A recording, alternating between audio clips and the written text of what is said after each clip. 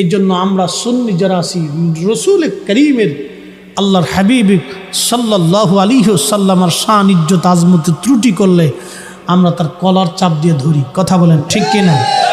এখানে আমরা কাউকে সারি না, বরদাস্ত করি না। ও সাতা মক্কার ইমাম, মদিনার ইমাম, বাইতুল আকসার ইমাম, ও দেওবন্দের মুহতামিম সাহেব, ও বেরেলির মুহতামিম সাহেব, আজহারের চ্যান্সেলর, মদিনা ভার্সিটির চ্যান্সেলর, ঢাকা ইউনিভার্সিটির চ্যান্সেলর, লক্ষ্মীপুরের ইমাম সাহেব ও ফরিদি সাহেব কোনো খেতা লেতা সেতা পেতা এগুলি দেখার টাইম আমাদের। আল্লাহ রসুলের ইজ্জতের চাদর ধরে টান দিলে আমরা কাউকেই মানি না। যদি পীরের যদি আমরা পীরেও যদি রসুলের ইজ্জতের চাদর ধরে টানে তো পীরও তালাক দিয়ে দেব। আমরা সুন্নির এরকম পীরও তালাক মেরে দেব, একবারে বাইন তালাক মেরে দেব, যাও পীরও তালাক হয়ে যাবে। আল্লাযীনা ইউমিনুনা বিল গায়ব, আপনাকে মেহশরের উপর ঈমান আনতেই হবে, তো পরিপূর্ণ ঈমান আনতে হবে।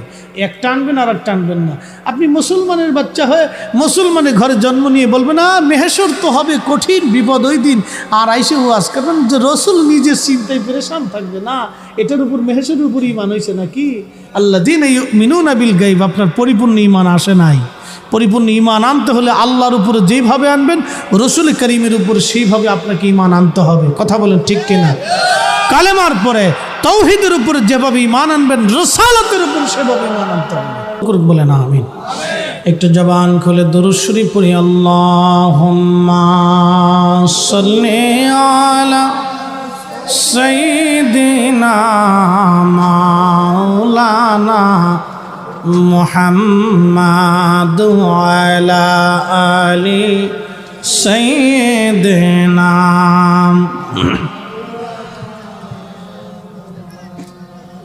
জিন্দেগি তোর যাইরে ফাঁকি দিয়া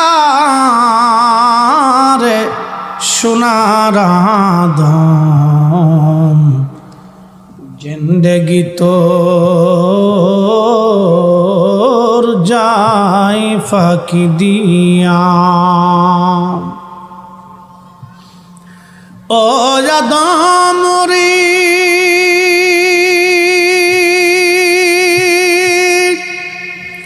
পাক ধরিয়া গেছে দাড়ি, দন্তবাসে গোটা চারি, সমন জারি গিয়াছে করিয়ারে সোনার আদম, জিন্দেগি তোর